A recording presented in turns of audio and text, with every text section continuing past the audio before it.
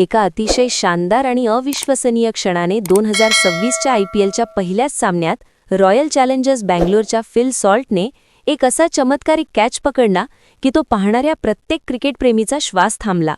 Sunrisers Hyderabad विरुद्धच्या या रोमांचक मुकाबल्यात ईशान किशन जोरदार ड्राईव्ह मारतात आणि गेंद बाउंड्रीच्या दिशेने वेगाने उडत जाते. पण फिल सॉल्ट, ज्यांना गेंद खूप दूर जात असल्याचे लक्षात येते, ते पूर्ण वेगाने धावतात. जेव्हा त्यांना समजते की साध्या धावण्याने गेंदपर्यंत पोहोचणे अशक्य आहे, तेव्हा ते एक जबरदस्त उडी मारतात. दोन्ही पाय हवेत, शरीर पूर्णपणे हवेत तरंगत आणि एका हाताने गेंदला अगदी परफेक्ट टायमिंगने झेलतात. ही उडी इतकी अप्रतिम होती की सॉल्ट हवेत उडताना दिसतात. गेंद त्यांच्या हातात येताच ते जमिनीवर जोरात आपटतात, पण त्यावेळी गेंद त्यांच्या हातात सुरक्षितपणे होती.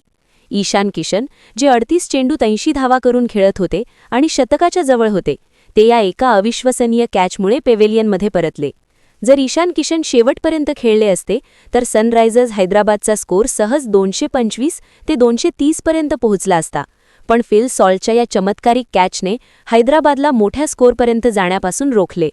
सॉल्ट या कॅचनंतर जमिनीवर पडले तेव्हा RCBचे खेळाडू, विशेषतः कीपर जितेश शर्मा, पूर्णपणे हैराण झाले होते. कप्तान रजत पाटीदार तर आनंदाने उड्या मारताना दिसले. विराट कोहलीसारखे अनुभवी खेळाडू देखील या कॅचचे कौतुक करताना दिसले. हा केवळ एक कॅच नव्हता, तर तो एक शानदार फिल्डिंगचा नमुना होता. धावताना अचानक उडी मारणे, परफेक्ट टायमिंग, शरीराचं संतुलन आणि गेंद झेलण्याची तंत्रशुद्ध पद्धत, हे सर्व एकाच वेळी सॉल्टने दाखवले. या सामन्यात RCBच्या फील्डर्सनी एकूणच अप्रतिम कामगिरी केली. फिल सॉल्टने एकट्याने 2 शानदार कॅच पकडले, ज्यामुळे सनरायझर्स हैदराबादचा स्कोर मोठ्या प्रमाणात रोखला गेला. क्रिकेटमध्ये नेहमी म्हटले जाते की कॅचेस विन मॅचेस, आणि फिल सॉल्टने हा नियम पुन्हा एकदा सिद्ध केला. फिल्डिंगमध्ये 100 पैकी 200 गुण द्यायचे झाले तर ते नक्कीच फिल सॉल्टला मिळायला हवे. असा कॅच पाहणे खरोखरच दुर्मिळ असते. धावताना गेंद दूर जात असताना अशी पूर्ण उडी मारून ती झेलणे, हे केवळ कौशल्य नव्हे तर एक प्रकारची जादूच आहे.